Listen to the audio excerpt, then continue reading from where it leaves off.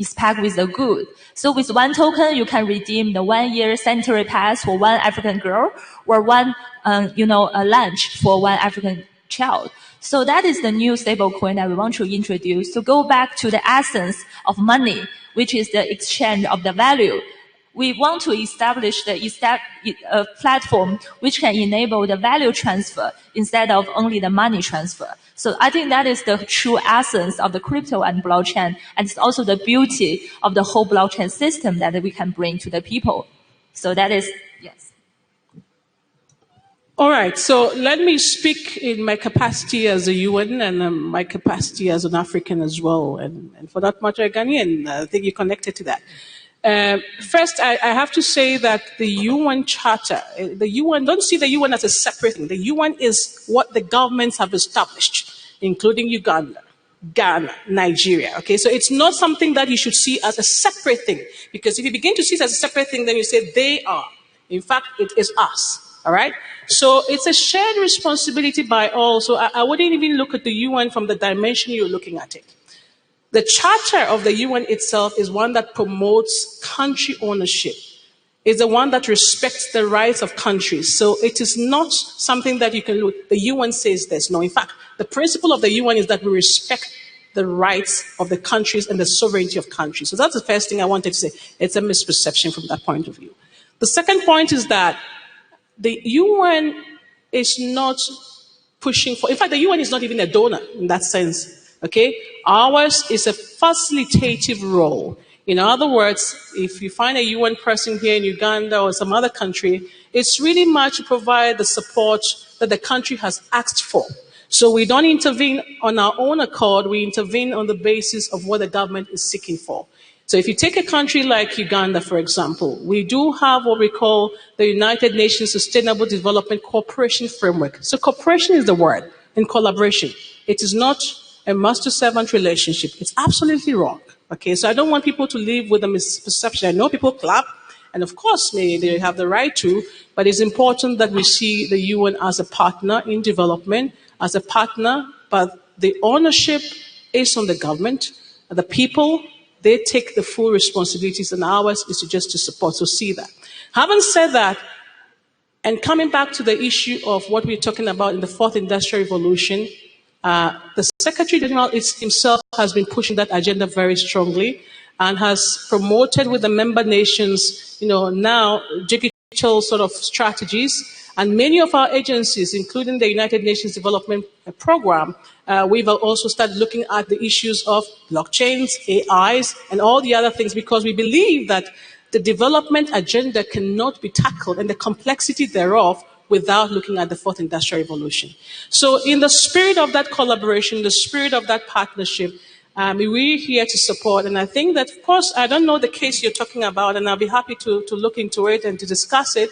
But sometimes things happen, and it may be mistakenly equated to the UN, and that might not be the case. But even where there may be issues, there are ways to which we address it through very stringent safeguards measures to make sure that, we are there to protect people and we are not there to infringe on the rights of people. And therefore, whatever actions, when it does happen, there are, actions and measures in place to tackle that. So I thought I would just try to clarify that.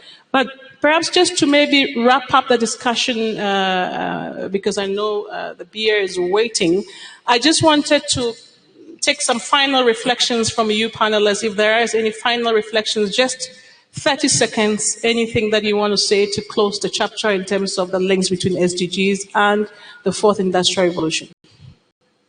I'll just get started and close off. So I'll probably just reiterate what I'd said earlier, that in my opinion, that those goals are really what every government should have in that sense. To improve people's life, you need to give them jobs and also build economic capabilities. These are just tools at the end of the day. It's similar to someone who goes to a farm. If he has a tractor, he can do more. But if he has a shovel only, he can do less. So we need to enable such tools to actually bring out the best in what we can do as humans. Yeah, I think, to be very briefly, I think Africa is no longer the follower of the first industrial revolution anymore. Instead, Africa is now the shaper of the new a revolution. So I think what is the most important thing I want to stress is about the partnerships. So we really want to call for partnership from both the government and also the private sector. All the people who work on that matter can collaborating together, and together we can make the world a better place, I believe. Good. And Silas, any final words from you? Yeah, probably the last thing I could emphasize a lot is the issue of human capital. For instance, if you imagine what was presented on Hyperloop, imagine if Hyperloop were to come here tomorrow, how much of the staffing would be Ugandan. So if we don't prepare for these technologies, basically we would have a problem whereby the bulk of the staffing will be outsourced out there. And this is something we've experienced with the work we've done. We've built a satellite tool for UBOS that they'll use to basically use satellite imagery to gather official statistics. And at the stage we are in of handing over, there is that challenge of how to transfer the AI technologies that we've built. So the element of human capital development comes in very handy, and that can't really be overemphasized. Thank you. Friends and colleagues, just wrapping up in 2 minutes, just wanted to thank the panelists and try to sum up some of the key things coming out of our conversation. 4 points I picked. One is the need to create an enabling environment. The private sector can invest, but the governments need to put in place the right regulatory, legal, financial sort of instruments to support the work. The second one is on the need for partnerships between public and private sector, partnership among research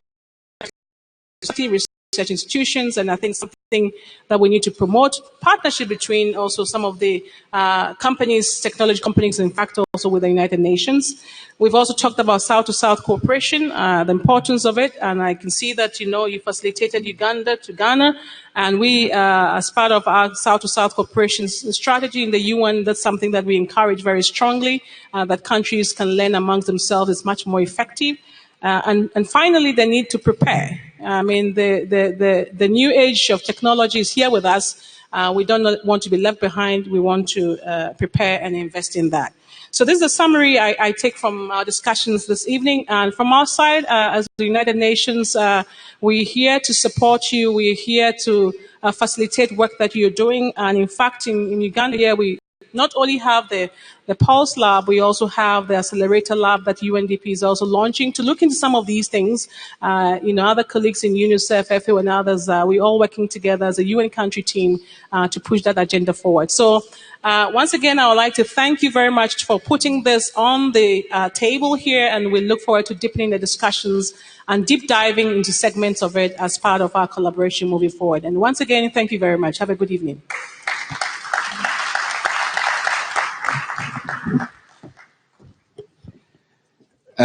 Thank you very much, Elsie, for championing this and keeping us engaged and making us believe this UN is not a foreign entity. It's present, it's us, and whatever you think needs to be done, the UN is your place to be. Ladies and gentlemen, for 8 minutes, about 45 minutes out of your time to the end. We've gone by 45 minutes. What a day. Extremely engaging, extremely packed. And if we were to check how intelligent you are with regard to matters of blockchain, artificial intelligence, machine learning. Okay, that microphone needs to become an expert.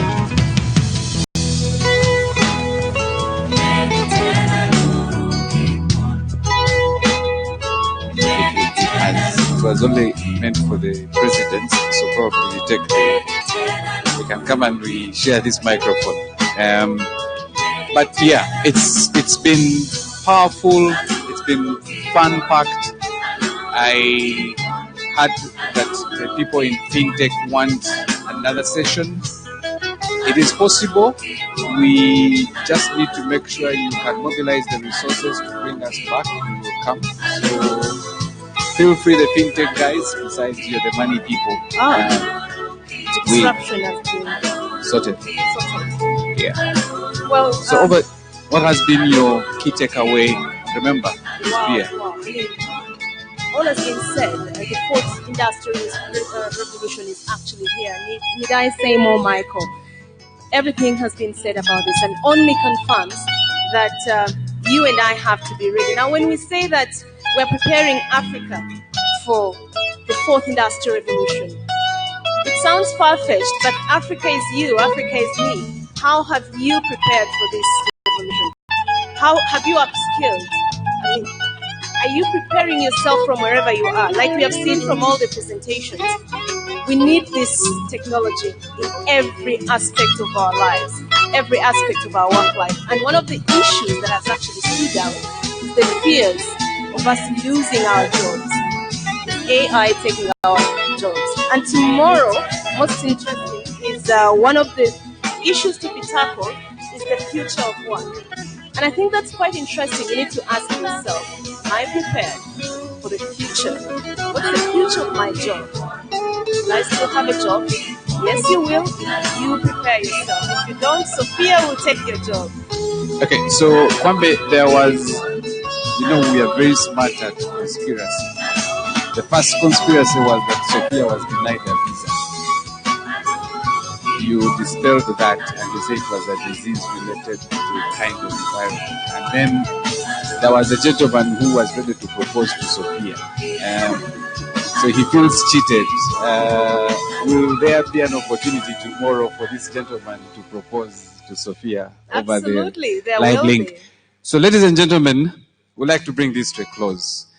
And my parting shot. Not just like that, Michael. There's an important session coming up next. The most important for this day. Yeah, I'm closing here because the next session I have no control over. Yeah. Okay, so from me, it's been awesome having you as our guests and for us to host you. I truly appreciate your resilience, your patience, but most importantly, your keenness to learn on what is possible in the fourth industrial revolution. I want to thank you very much, and over to you, Catherine, your parting shots. Well, mine is just to thank you so much for being a very interactive audience, and thank you for your participation. See you all tomorrow, but before tomorrow, we have an interactive session that's happening, a networking session happening there. Have a good evening and see you tomorrow, 7:30.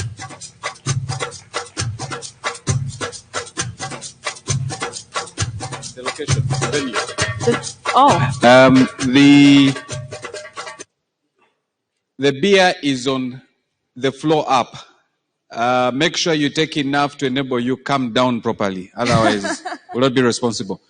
But one of us has lost 2 items. A visitor who is visiting here has lost his business card holder. Very, very important because it has other documents in that. And he's by the names of Muhammad Taisi.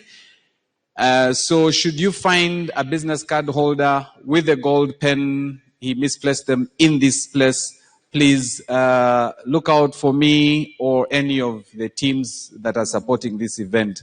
Please do help us find that. He's lost without that stuff. Thank you.